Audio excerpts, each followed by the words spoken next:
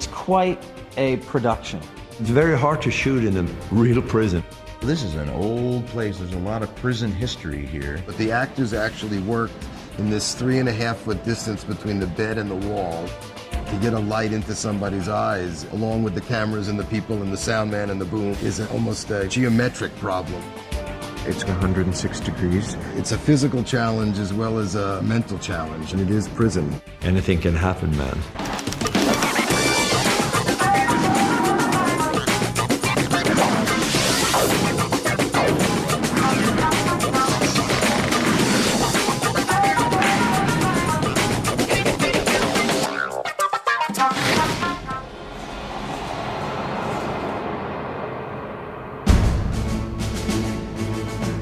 Prison Break is a story about two brothers, one of whom is in prison on death row. The only way to get him out of prison is to break him out. I find it incumbent that you see the inside of a prison cell, Mr. Schofield. Michael gets himself thrown into the same prison to help his older brother escape. Once we got the green light for this, the first order of business was finding where we were going to shoot. We wanted the prison, obviously, to have a character of its own. Joliet has 150 years of grim, gritty authenticity to offer up, which you simply could not replicate on a soundstage in Burbank. This prison only shut down a couple years ago. You know, set designer can do really wonderful things, but when you get in something that's real, you can feel it. They shot some stuff right here in John Wayne Gacy's cell. That's not a set. This is not fake anything. It becomes like an asylum. It becomes like a nut house. The heat is just oppressive in there for us. There's no air conditioning. It's hot here. It's about 100 degrees outside, and you go into one of those cell blocks, and it is stiflingly hot. We had someone pass out on the first day because it was 106 degrees. It was really sobering. Open it up on 40. Scene 50 is a very simple scene, but I think it speaks to a lot of what's going on plot-wise. Michael starts to test the new tool that he got in the preceding episode that's going to unlock the wash basin that's eventually going to be his way out of the cell. Open on 40. Officer Bellick, who has it out for Michael's character, is in fact on his way to the cell, and if he finds that one screw on the floor, the whole plan goes, down the crapper. Haywire, get in here. And he's there to introduce Haywire. My new cellmate is fresh from the psych ward. Immediately when you look at this man in his eyes, you know that there's no possible way you'll ever be able to communicate with him.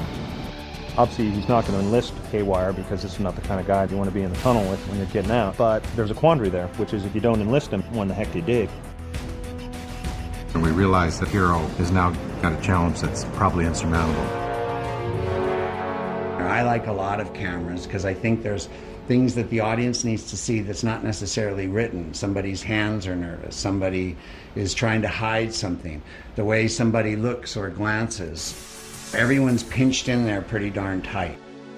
You were often elbow to elbow with your neighbors trying to film complicated scenes. It's hard to shoot small places in small places. It's brutal. You can only fit 2 people and maybe 1 camera and an operator, and it's very hard to shoot. To get a light into somebody's eyes is almost a geometric problem where something would fit along with the cameras and the people and the sound man and the boom. We've built a cell with removable walls. When we need to get a certain camera angle, we can take 1 wall or 2 walls out and be able to shoot around. If you have to shoot this way, they'll move a wall and you'll shoot this in one direction, and then they'll have to shoot in the other direction, so they have to put the wall back in that they were just shooting through. I've tried not to take the walls out where I can. We did take out the back wall, so the camera had some space, but the actors actually worked in this 3.5-foot distance between the bed and the wall, and the bar is closed. You see me with a book, and yet I've got a makeshift Allen wrench. Open on 40. He hears that they're opening his cell. We do a light cue, which basically blasts, several lights around the prison, but one in particular that hits the wall in his cell, so that at the moment of almost being caught, there's a visual jarring moment as well. Schofield. I chose to take the liberty and make the light in his cell very moody. We've kept shots tight and confined by virtue of the size of these cells. Close it up on 40.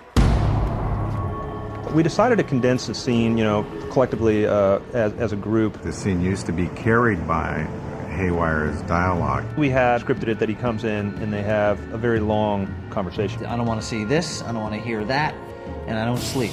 At this point in the series, we'll have already encountered a number of players in the prison. Heard you were D.B. Cooper.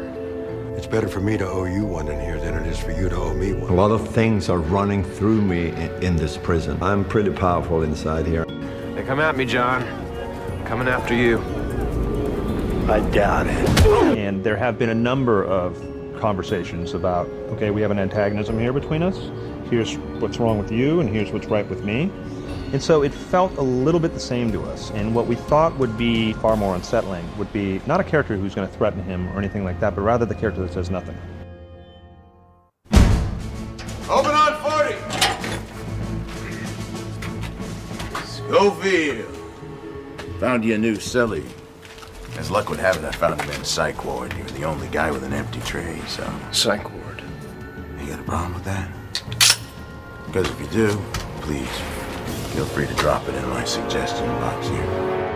Well, I'm proud of the way it looks, I don't feel like I've compromised what I would be doing in a feature film. Hey, Wire, get in here. Each scene to me is like a story.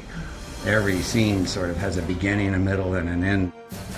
And there's all sorts of good stuff that happens in there, and how much you're allowed to tap in the details is sort of the beauty of this show. Close it up on 40. It has the potential of becoming something special. It's really an integral scene to the whole piece. Oh, Schofield, don't make eye contact with him. Hopefully you'll get a taste of the tension and the danger that I think will define this series.